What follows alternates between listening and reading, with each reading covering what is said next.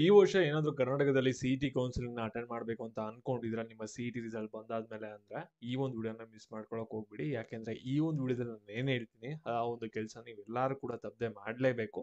ಏನಾದ್ರು ನೀವು ಮಾಡಿಲ್ಲ ಅಂದ್ರೆ ಇನ್ ಕೇಸ್ ಏನಾಗುತ್ತೆ ಅಂದ್ರೆ, ನೀವು ಸಿಇಟಿ ಕೌನ್ಸಿಲಿಂಗ್ ಅಟೆಂಡ್ ಮಾಡಕ್ಕಾಗಲ್ಲ. ಮತ್ತೆ ನೀವು ಅಡ್ಮಿಷನ್ ಆದ್ರೂ ಕೂಡ ನಿಮ್ಮ ಒಂದು ಸೀಟ್ ಎಲ್ಲ ಕೂಡ ಕ್ಯಾನ್ಸಲ್ ಆಗುವಂತ ಚಾನ್ಸಸ್ ಇರುತ್ತೆ. ಏನಕ್ಕೆ ಎಲ್ಲಾನು ಕೂಡ ಡೀಟೇಲ್ ಆಗಿ ಈ ಒಂದು ವಿಡಿಯೋದಲ್ಲಿ ಎಕ್ಸ್‌ಪ್ಲೈನ್ ಮಾಡ್ತೀನಿ.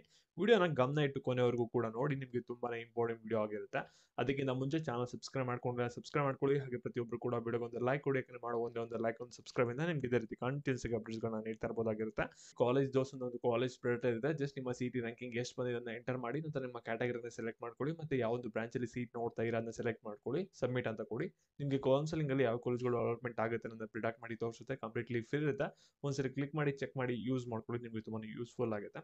ಡೈರೆಕ್ಟ್ ಆಗಿ ವಿಡಿಯೋ ಹೋಗಿ ಬರೋಣ. ಇಲ್ಲಿ ನೀವೆಲ್ಲರೂ ಕೂಡ ಸಿಇಟಿ ಕೌನ್ಸಿಲಿಂಗ್ ಯಾವಾಗ ಸ್ಟಾರ್ಟ್ ಆಗಿದೆ, ವೆರಿಫಿಕೇಶನ್ ಸ್ಲಿಪ್ ಯಾವಾಗ ಬರುತ್ತೆ, ನಾವು ಆಪ್ಷನ್ ಟ್ರೀ ಯಾವಾಗ ಮಾಡ್ತೀವಿ, ಕಾಲೇಜ್ ಹೋಗಿ ಯಾವಾಗ ಅಡ್ಮಿಷನ್ ಆಗ್ತೀವಿ ಅಂತ ವೆಯ್ಟ್ ಮಾಡ್ತಾ ಇರಾ. ನೀವೇನಾದ್ರೂ ಈ ಒಂದು ಸಣ್ಣ ತಪ್ಪು ಮಾಡಿದೀರಾ ಅಂದ್ರೆ ನಿಮ್ಗೆ ಕೌನ್ಸಿಲಿಂಗ್ ಅಟೆಂಡ್ ಮಾಡಕ್ಕಾಗಲ್ಲ ಒಂದ್ ಚಾನ್ಸು. ಇಲ್ಲ ಅಂದ್ರೆ ಸೀಟ್ ಸಿಕ್ಕಾದ್ಮೇಲೆ ನಿಮ್ಗೆ ಕ್ಯಾನ್ಸಲ್ ಆಗುವಂತ ಚಾನ್ಸಸ್ ಇರುತ್ತೆ ಅಡ್ಮಿಷನ್ ಟೈಮಲ್ಲಿ. ಸರಿನಾ? ಏನಕ್ಕೆ ನನ್ನ ಇವಾಗ ಹೇಳ್ತೀನಿ, ಗಮನ ಇಟ್ಟು ನೋಡ್ತಾ ಹೋಗಿ. ನೀವೇನಾದ್ರೂ ರೆಗ್ಯುಲರ್ ಆಗಿ ನಮ್ಮ ಚಾನಲ್ನ ಫಾಲೋ ಮಾಡ್ತಾ ಇರಾ ಅಂದ್ರೆ ಪ್ರತಿಯೊಂದು ಅಪ್ಡೇಟು ಕೂಡ ನಿಮ್ಗೆ ಟೈಮ್ ಟು ಟೈಮ್ ಸಿಗ್ತಿದೆ. ಮತ್ತೆ ಒಂದು ನೋಟಿಫಿಕೇಶನ್ ಬಗ್ಗೆ ನಿಮಗೆ ನಿಮ್ಮ ಎಕ್ಸಾಮ್ಗಿಂತ ಮುಂಚೆನೆ ತಿಳಿಸ್ಕೊಟ್ಟಿದೆ ಈ ಒಂದು ನೋಟಿಫಿಕೇಶನ್. ಈ ಒಂದು ನೋಟಿಫಿಕೇಶನ್ ಅಲ್ಲಿ ಕ್ಲಿಯರ್ ಆಗಿ ಒಂದು ಇನ್ಫಾರ್ಮೇಶನ್ ಇದೆ. ಕ್ಲಾಸ್ ಎ ಸ್ಟೂಡೆಂಟ್ಸ್ ಯಾರು ಇದಾರ ಅವ್ರಿಗೆ. ಕ್ಲಾಸ್ ಎ ಯಾರು ಬರ್ತಾರೆ ಅಂದ್ರೆ, ಯಾರು ಕರ್ನಾಟಕದಲ್ಲಿ 7 ಇಯರ್ಸ್ ಸ್ಟಡಿ ಮಾಡಿರ್ತಾರೆ, SLC ಅಥವಾ ಸೆಕೆಂಡ್ PUC ಎಕ್ಸಾಮ್ ಕರ್ನಾಟಕದಲ್ಲಿ ಬರೆದು ಪಾಸ್ ಆಗಿರ್ತಾರೆ, ನೀವೆಲ್ಲರೂ ಕೂಡ ಕ್ಲಾಸ್ ಎ ಸ್ಟೂಡೆಂಟ್ಸ್ ಆಗಿರ್ತೀರಾ. ಸರಿನಾ? ಇಲ್ಲಿ ಕ್ಲಿಯರ್ ಆಗಿ ಮೆನ್ಷನ್ ಆಗಿದೆ. ಇಲ್ಲಿ ನೀವು ಕ್ಲಾಸ್ ಎಗೆ ಬಿಲಾಂಗ್ ಆಗಿದ್ದೀರಾ. ಮತ್ತೆ ನಿಮ್ಮ ಸ್ಯಾಟ್ ಸೈಡ್ಗಿಂದ ನಿಮ್ಮ ಸ್ಟಡಿ ಡೀಟೇಲ್ಸ್ ಏನಿದೆಯಲ್ಲ 1 to 12th, ಸರಿನಾ, ಅಷ್ಟರಲ್ಲಿ 7 ಇಯರ್ಸ್ ಡೀಟೇಲ್ಸ್ ವೆರಿಫೈ ಆಗಿರ್ಲೇಬೇಕು ಅಂತ ಹೇಳಿದ್ರೆ ಆನ್ಲೈನ್ ಅಲ್ಲಿ. ಅಂದ್ರೆ ಇವಾಗ 1 to 7th ಅಲ್ಲಿ 7 ಇಯರ್ಸ್ ಅಲ್ಲಿ ನಿಮ್ಗೆ SLC ಅಥವಾ PUC ಇದು ಇನ್ಕ್ಲೂಡ್ ಆಗಬೇಕು. ಅಂದ್ರೆ 1ನೇ ಕ್ಲಾಸಿಂದ 6ನೇ ಕ್ಲಾಸ್ವರೆಗೂ ಕೂಡ ವೆರಿಫೈ ಆಗಿದೆ, ಅಥವಾ SLC ಒಂದು ಕ್ಲಾಸ್ ಬಂದಿದೆ ಅಂದ್ರೆ ಅದು 7 ಇಯರ್ಸ್ ಅಂತ ಕನ್ಸಿಡರ್ ಆಗುತ್ತೆ. ಸರಿನಾ? ಆ ರೀತಿ ಏನಾದ್ರು ಸ್ಯಾಟ್ ಸೈಡ್ ಇಲ್ಲಿ ಆನ್ಲೈನ್ ವೆರಿಫೈ ಆಗಿದೆ ಅಂದ್ರೆ ನೀವು ಆಫ್ಲೈನ್ ಡಾಕ್ಯುಮೆಂಟ್ ವೆರಿಫಿಕೇಶನ್ಗೆ ಹೋಗೋ ಅಗತ್ಯ ಇಲ್ಲ. ಮತ್ತೆ ನೀವೇನಾದ್ರೂ ಕನ್ನಡ ಮೀಡಿಯಂ, ರೂರಲ್, ರಿಲಿಜಿಯಸ್ ಮತ್ತೆ ಲಿಂಗ್ವಿಸ್ಟಿಕ್ ಮೈನಾರಿಟಿ ಕ್ಲೈಮ್ ಮಾಡಿದ್ರೆ ಅಂದ್ರೆ ನೀವೆಲ್ಲರೂ ಕೂಡ must and should offline document verification ಮಾಡಿಸ್ಕೊಳ್ಳೇಬೇಕು ಅಂತ ಹೇಳಿದ್ರು.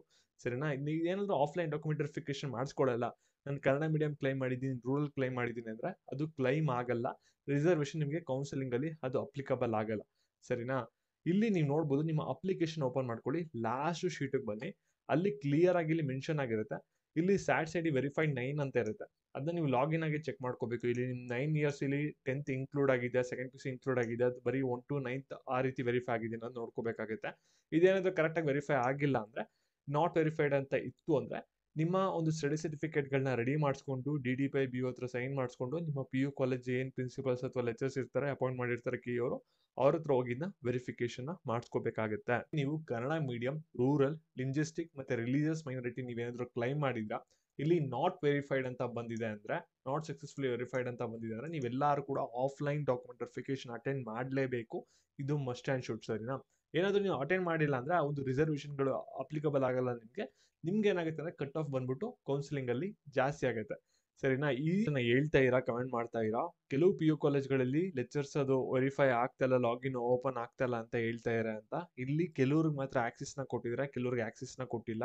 ಇವಾಗ ನೀಟ್ ರಿಸಲ್ಟ್ ಬಂದಾದ್ಮೇಲೆ ಅದನ್ನ ಲಿಂಕ್ ನ PU ಕಾಲೇಜ್ಗಳಿಗೆ ತಿರ್ಗಾ ರಿಯಾಕ್ಟಿವೇಟ್ ನ ಮಾಡ್ಬೋದು. ನೀವು ಅಲ್ಲಿವರೆಗೂ ಕೂಡ ವೆಯ್ಟ್ ಮಾಡಿ. ಒಟ್ಟಿನಲ್ಲಿ ಸ್ವಲ್ಪ ನೀವು ಅಲರ್ಟ್ ಆಗಿರ್ಬೇಕಾಗತ್ತೆ. ಯಾರ್ದು ವೆರಿಫೈ ಆಗಿಲ್ಲ ಅವರು. ಇವಾಗ ನಿಮ್ದೇನಾದ್ರು ಸ್ಯಾಟ್ ಸೈಡ್ ಇಂದ ಕರೆಕ್ಟ್ ಆಗಿ 7 ಇಯರ್ಸ್ ವೆರಿಫೈ ಆಗಿದೆ, ಅದ್ರಲ್ಲಿ SLC ಅಥವಾ PUC ಇನ್ಕ್ಲೂಡ್ ಆಗಿದೆ ಅಂದ್ರೆ ನೀವು ಆರಾಮಾಗಿದೆ, ನಿಮ್ಗೆ ಯಾವುದೇ ತರ ಡಾಕ್ಯುಮೆಂಟ್ ವೆರಿಫಿಕೇಶನ್ ಇರೋದಿಲ್ಲ.